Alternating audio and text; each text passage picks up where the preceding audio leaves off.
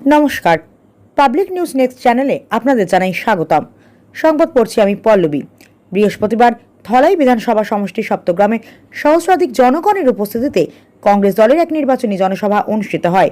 Narsinghpur block Congress সভাপতি রাজন পালিতের পৌরোহিত্যে এদিন সভায় বিজেপি দলের তীব্র সমালোচনা করে বক্তব্য রাখেন ধলাই বিধানসভা সমষ্টির কংগ্রেস মনোনীত প্রার্থী ধ্রুবজ্যোতিপুর কায়স্থ, এপিসিসি সদস্য জালাল আহমেদ মজুমদার, রাজিবা খানম, কাইমুল হোসেন প্রমুখ।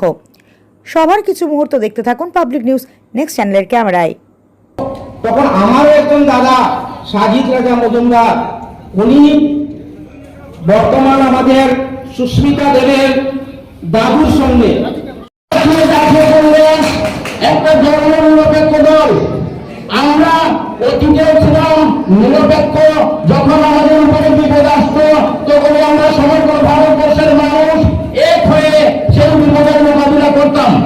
আজও আমরা এক আছি।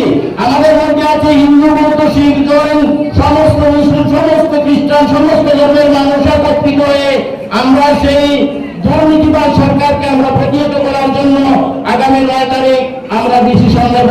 আমরা হাত ভোটিং শূন্য ভোট দিয়ে বিপুলভাবে জয়যুক্ত করব। কেন করব বন্ধুগণ, কেন করব?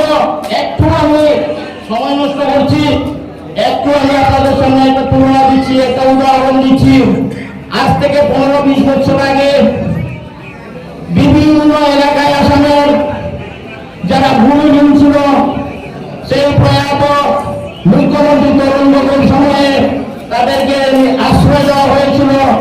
পরবর্তীকালে তাদেরকে ইন্দিরা আবাসের দিয়ে কারেন্টের ব্যবস্থা করে, জলের ব্যবস্থা করে বিজেপির বিদায় দিত।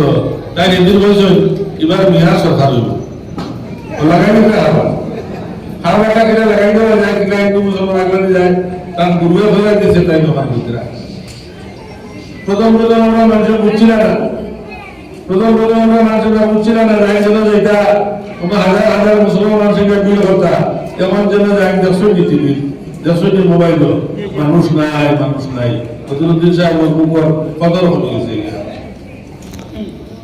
আজকের দিনও বন্ধু হল, আজকের দিনও যে সাম্প্রদায়িক রাজনীতি চলে আপনারা দেখছেন। হিমন্ত বিশ্ব শর্মা কইছেন 5 বছরে আমি মিয়া হল 8 ফল রাখি দিছি, আরো 5 বছর যদি যাই তাহলে এটা মেরুদণ্ড ভাঙে কইছেন না, কইছেন না? আরো 5 বছর লাগে যাইছে যে ক্ষমতা যায় মেরুদণ্ড ভাঙে দিতা মিয়া হল। তাই মেরুদণ্ড ভাঙে দিবা কিলা এবার তো গড় দরজা ভাঙে গুড়া করে দিছেন।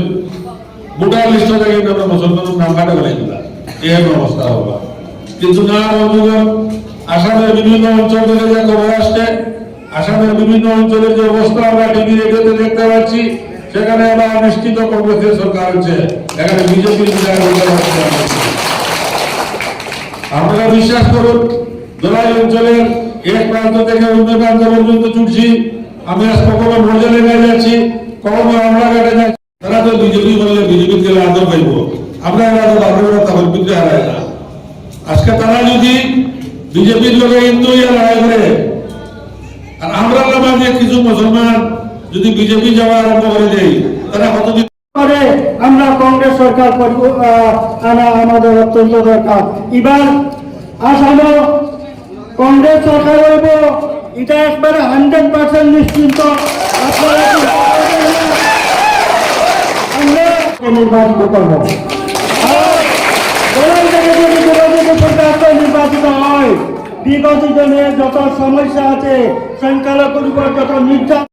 আপনারা সবাই হয়েছেন বলে আমরা যেটা জিজ্ঞেস করে তুমি আপনি নাই, তুমি তোমার হিন্দু কাম করবে। আপনারা কথা মতো গত 1 বছর থেকে আমি প্রত্যেক হিন্দু গ্রাম, হিন্দু গ্রাম যেটা আছে সকল বাড়ি বাড়ি আমি গেছি এবং যেভাবে আমি সারা ভাইয়া গত ইলেকশন আমি প্রায় 40% ভোট পাইছিলাম, হিন্দু ভোট প্রায় 27,000 হিন্দু ভোট পাইছি। এটা আপনারা দোয়া আশীর্বাদে এবার আমি 50 করতে পারি। ভালো লাগে আজকে জানাবো একটু আগে খুশি যে নতুন নতুন মানুষ কিন্তু এদের থেকে ডাকি নেন। আমি গিয়া সময় দিয়ে কাবার করতে পারি, মানে এইরকম মানুষের ডাকে এই ডাকার মাঝে নিশ্চয় কিছু একটা আছে, সেখানে ডাকে। আর হিন্দু মানুষগুলো আস্তে আস্তে বিতস্ত হয়ে গেছে এইসব কথাবার্তা শুনে। কারণ আমরা যারা দেশি মানুষ, যারা আমরা দেশি মানুষ, যারা আমরা গ্রামেগঞ্জে থাকি, আমরা কিন্তু কোনো দিন হই না, আমরা কোনোদিন এরকম কোনো কথাবার্তা হই আমরা শুনছি না। আজকে আমার বাড়ির বিষয়ে ভর্তি ঘটনা মানুষ থাকেন, আমরা বাড়ির করে ভাগ করে টুকরা বাড়ির আপনার লোকে একটা আত্মীয়তার সম্পর্ক আছে। আমরা যারা লোকের মানুষ কোনোদিন এইসব জিনিস বলা হয়তো না, কারণ সবাই সবার লোক আত্মীয়তা, সবার বাড়ি খাওয়া দাওয়ারও হবে। আজকে এটাই রে তাই কোনো ফেটল লাগলে রাজান তুই বুঝে বনমালি বই বলো কিতা আছে খাওয়া বাবা